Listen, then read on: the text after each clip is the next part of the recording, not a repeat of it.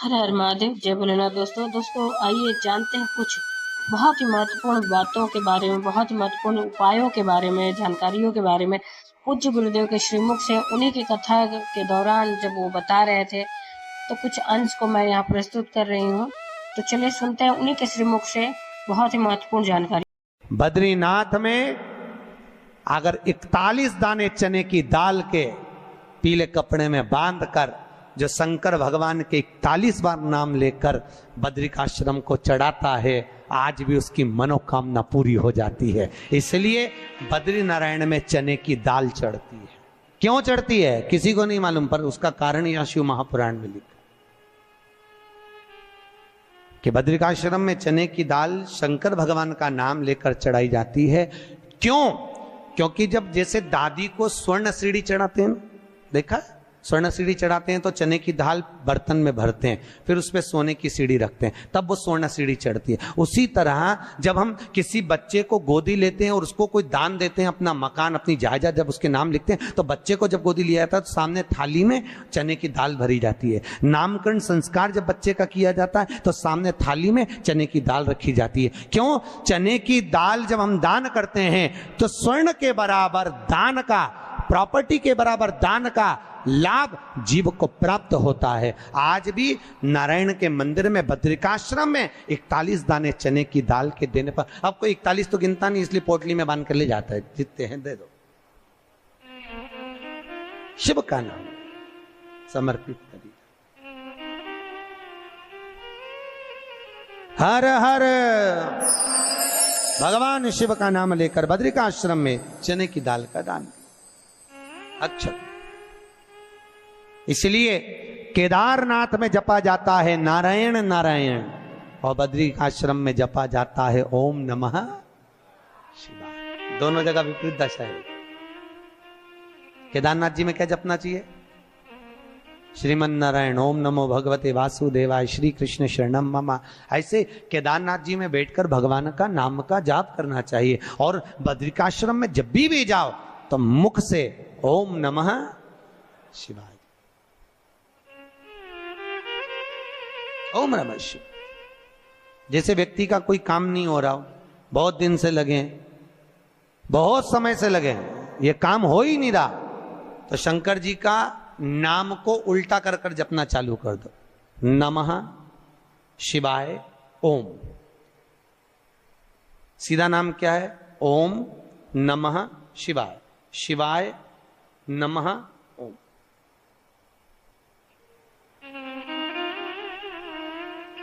जब उल्टा नाम व्यक्ति जपना चालू कर देता है, जिस बच्चे के, बच्ची का, जिसका भी विवाह नहीं हो रहा हो, कोई काम नहीं हो रहा हो, कोई सीए की पढ़ाई कर रहा है और एग्जाम में निकल ही नहीं रहा, 3-3 4-4 बार बैठ गया, पास ही नहीं हो रहा, उस बच्चे को बोल दो बस सुबह उठते से ही शिवाय नमः ओम बोलना चालू कर दे, एक ही बार में सिया पास ले।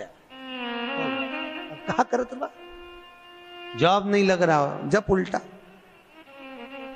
उल्टा जप ले। ये उसी में का हाल है।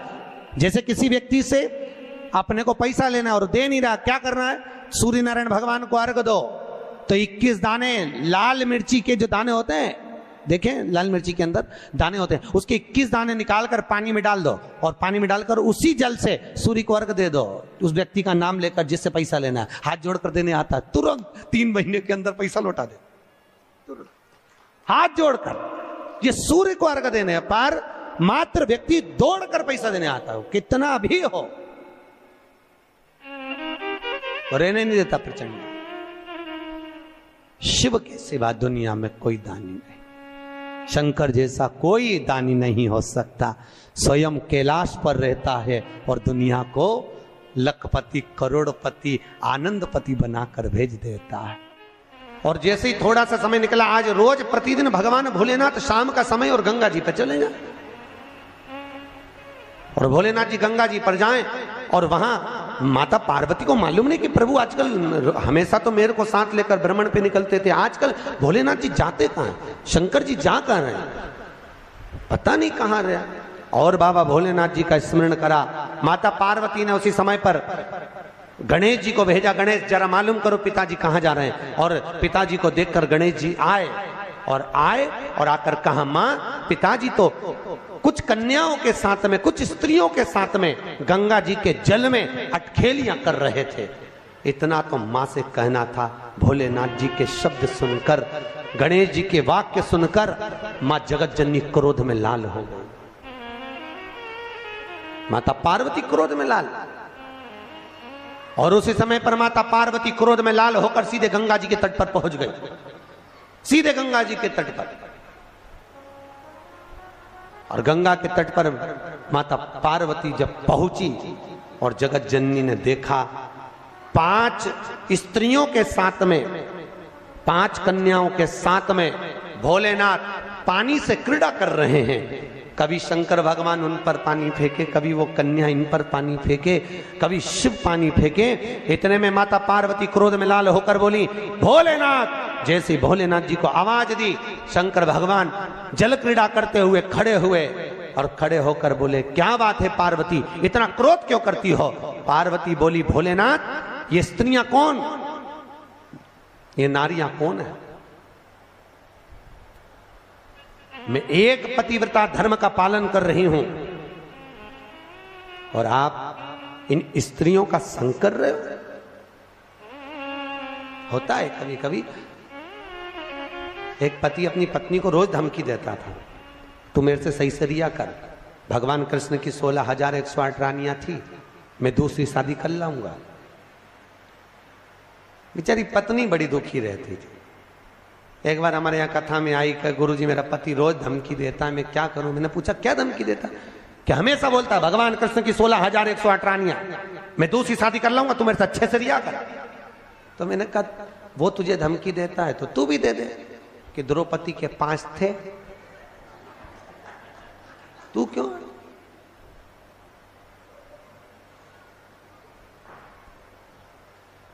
उसने, गुरुजी अब तुम चिंता मत करो, अब बोल।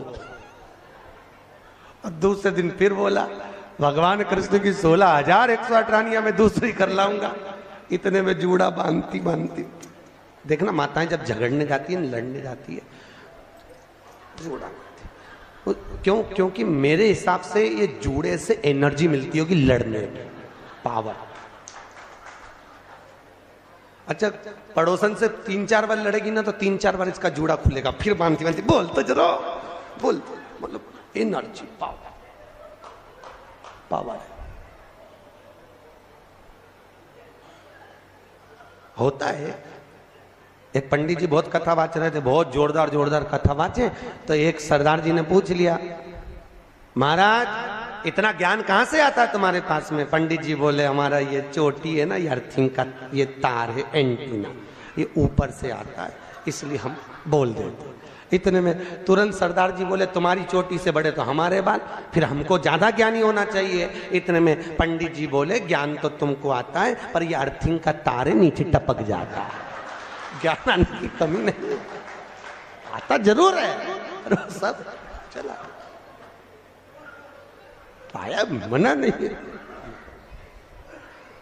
तो भैया कभी ना बोले। भगवान शिव जब अटखेलियां कर रहे थे स्त्रियों के साथ में, 5 स्त्रियों के साथ में अटखेलियां, तो भोलेनाथ जी के सम्मुख में पार्वती मैया ने कहा, आप ये 5 स्त्रियों के साथ, 5 कन्याओं के साथ क्या कर रहे हो? कौन है ये? मैं एक पतिव्रता धर्म का पालन कर रही हूं और तुमने ये क्या करा? भोलेनाथ जी ने कहा, पार्वती मौन होइए। पार्वती को क्रोध आया, केश माता पार्वती ने खोले। भगवान भोलेनाथ को लगा ये इन कन्याओं को मार देगी। तब भगवान शिव ने कहा, पार्वती चुप हो, ये मेरी 5 बेटियां हैं, ये मेरी 5 पुत्रियां। पार्वती ने पूछा, 5 पुत्रियां कब प्रकट हो गई प्रभु? बाबा भोलेनाथ ने कहा, पार्वती जब चौसर खेलते समय तूने मेरे वस्त्र लिए, मैं जल क्रीड़ा करने के लिए, जल में तप करने के लिए बैठा, तप के करने से मेरे शरीर से पसीना बह निकला, उस पसीने से 5 धाराएं प्रकट हो गईं। उस 5 धारा से गंगा जी की गोद से मेरी ये 5 बेटियां प्रकट हुई है। पहली जया, दूसरी विषहरा, तीसरी श्यामली बारी, चौथी देव और पांचवी दो तली। ये 5 कन्या शंकर जी की 5 बेटियां। उसी समय पर माता पार्वती ने गंगा जी के जल को हाथ में लेकर कहा, गंगा तू मेरी बहन है, मेरे गर्भ से तो संतान नहीं हुई, पर तूने मेरे बच्चों को पाला पोसा बड़ा किया, इसलिए तेरे घाट पर आने वाला व्यक्ति शंकर जी के साथ तेरा स्मरण करेगा और जो हर हर गंगे बोलेगा, गंगा उसको तेरे स्नान का पुण्य घर बैठे मिल जाएगा। हर हर गंगे बोलो जम के। केवल गंगा के साथ उसी दिन से हर हर शब्द जुड़ गया और जिंदगी हो गई आपकी बोलते बोलते। आपको अभी तक नहीं मालूम होगा कि हर हर गंगे क्यों बोलते। भैया शिव महापुराण में एक एक संवाद है। चावल क्यों लगाना चाहिए, शिव जी को कंकु क्यों नहीं लगाया जाता, शंकर को कुंकू नहीं लगता, रोली नहीं लगती, क्योंकि भगवान शंकर जब एक बार बैठे थे तो एक भगत ने शिव जी का कुंकू अभिषेक कर दिया था। कुंकू अभिषेक करा, इतने में माता जगत जननी जगदम्बा उसी समय पर आ गई। पार्वती ने शंकर जी के ऊपर से रक्त की धार जब बहते हुए नीचे आई, भोलेनाथ जी के शरीर से रक्त बहता देखकर माता पार्वती को क्रोध आ गया। पार्वती ने उसी समय पर श्राप देना चाहा। शिव जी ने कहा, पार्वती उसने कुंकू अभिषेक करा है और तू श्राप दे रही है। पार्वती ने कहा, मैं जान नहीं पाई, पर भोलेनाथ आपसे वचन देती हूं कि आज के बाद आपके शरीर पर यह रक्त ना देखूं। इसलिए आज तक शंकर जी के शिवलिंग पर कभी कंकु नहीं चढ़ाया जाता, कुंकू नहीं चढ़ता। शिव जी को चंदन चढ़ेगा, हल्दी चढ़ेगी, अष्टगंध चढ़ेगा, गुलाल चढ़ेगी, अबीर चढ़ेगा, पर कुंकू शंकर को कुंकू नहीं। जैसे अधिक मास के महीने में, अब ये जो अधिक मास आ रहा है ना, आपके लिए तो लाभदायक है, समझ लो ये कथा। अधिक मास के महीने में जैसे पहले दिन का अधिक मास होता है, ऐसे 5वां दिन का जो अधिक मास होता है, पंचमी तिथि का, पंचमी तिथि का अधिक मास, शास्त्र कहता है कि जिसके घर में संपदा की कमी हो, पैसा आ ही नहीं रहा हो, सब दूर उलझ गया हो, बहुत टेंशन चल रहा हो, 3 साल में एक बार अधिक मास आता है। अधिक मास की पंचमी तिथि के दिन गन्ने का रस, गन्ने का रस जानते हो, ईख का रस, गन्ने का रस तुलसी जी के क्यारे में हाथ में लेकर 7 बार अपना नाम और गोत्र बोलकर छोड़ दो। जिंदगी में 3 साल में तो करोड़पति बनकर बैठ जाओगे, कभी लक्ष्मी की कमी नहीं आ सकती। अगला अधिक मास आएगा तो तुम तैयारी में बैठे रहोगे कि फिर पंचमी तिथि आए, फिर मैं गन्ने का रस डाल। केवल अधिक मास में होता है, अधिक मास के सिवा नहीं कर सकते, केवल अधिक मास, अधिक मास के अंतर्गत करें। और आपको तो मौका मिल रहा है, ज्येष्ठ का अधिक मास है इस साल, बड़े प्रेम से आनंद में। अधिक मास का महीना भगवान शिव के स्मरण का माह, ठाकुर जी के भजन का महीना, भगवान नारायण के लाड़ लड़ाने का महीना। खूब प्रेम से भजन करो, जितना भजन कर सकते हो उतना, और काउंट कर कर नहीं कि कितना भजन करा है। कई लोग हाथ में वो बटन दबाते रहते हैं, राम राम राम राम, काउंट नहीं करना है, कर लो जितना कर सकते हो। अधिक मास के महीने में जितना पुण्य कमा सकते हो कमा। भजन चित्त धरी। आज शिव महापुराण की कथा कहती है, माता पार्वती के सम्मुख में 5 कन्याओं को देखकर गंगा जी के सम्मुख में जब बात प्रसिद्ध करी, तब माता पार्वती से शिव जी ने कहा, ये मेरी 5 बेटियां हैं। पार्वती जी ने 5 को गले से लगाया। भगवान भोलेनाथ बोले, पार्वती ये जल की तरंगों में प्रवाहित होने के कारण इनका शरीर सर्प की आकृति में रहेगा, सर्प की आकृति।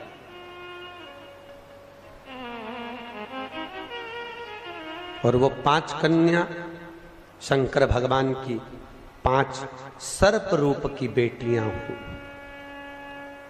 सर्प रूप। आज भी नाग पंचमी के दिन घर के दरवाजे पर, घर के दोनों ओर, अब इधर पूछते हैं कि नहीं पूछते मालूम नहीं, पर नाग पंचमी के दिन 5 सर्प यहां बनाते हैं, 5 सर्प बनाए जाते हैं। वो शंकर भगवान की 5 बेटियां बनाई जाती है। तो उम्मीद करते हैं जानकारी आपको अच्छी और उपयोगी लगी होगी। अगर अच्छी और उपयोगी लगी तो एक लाइक छोटा सा अवश्य करिए। आप पहली बार मेरे चैनल पे आए तो मेरे चैनल को सब्सक्राइब करिए, बेल नोटिफिकेशन अवश्य दबाइए, जिससे आने वाले वीडियो आपको समय से प्राप्त होते हैं। दोस्तों कोई भी प्रश्न या सुझाव कमेंट बॉक्स में लिख सकते हैं। फिर मिलते हैं दोस्तों एक नई जानकारी के साथ नए वीडियो में। तब तक के लिए जय भोलेनाथ, हर हर महादेव, श्री शिवाय नमस्तुभ्यम। धन्यवाद दोस्तों।